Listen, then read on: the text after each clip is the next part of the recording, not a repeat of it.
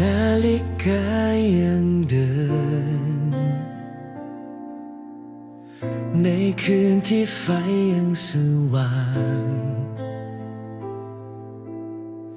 บนกองสมุดที่ว่างทับถมด้วยความล้าใจตัวเลขและตัวอักษรวนเวียนไม่ไปไหนเหมือนกำแพงสูงใหญ่ที่ฉันต้องข้ามไปให้ลำพังบางวันก็แอบร้องไห้ในมุมที่ไม่มีใครเห็น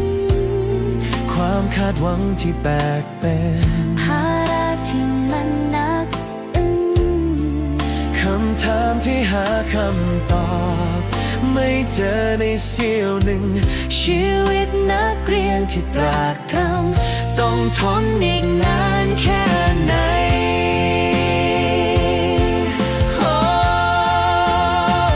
ขอบตาที่คล้ำและร่างที่มันอ่อนแรงยังคงรอคอยให้ท้องฟ้าเริ่มส่องแสงความฝันที่มีจะไม่ยอมให้มันเปลี่ยนแปลงไป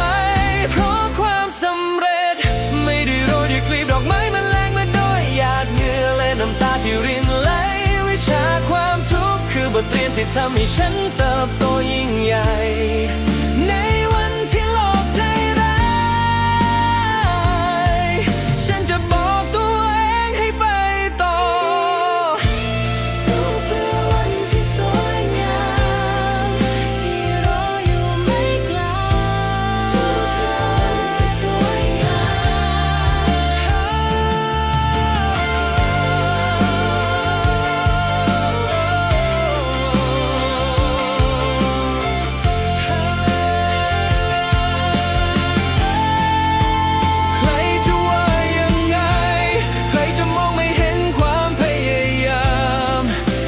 ฉันจะขอทำตามหัวใจที่มันยังเชื่อมั่น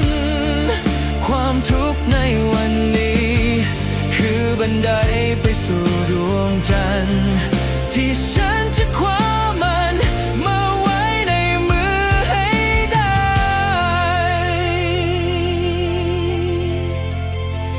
ครอบสมุดลงหลับตาพักความลาที่ใจพรุ่งนี้จะเริ่มใหม่ด้วยหัวใจจะแข็งกว่าเดิมพรุ่งนี้จะเป็นวันของเราพับสมุดลงหลับตาพักความลาที่ใจพรุ่งนี้จะเริ่มใหม่ด้วยหัวใจที่แข็งกว่าเดิม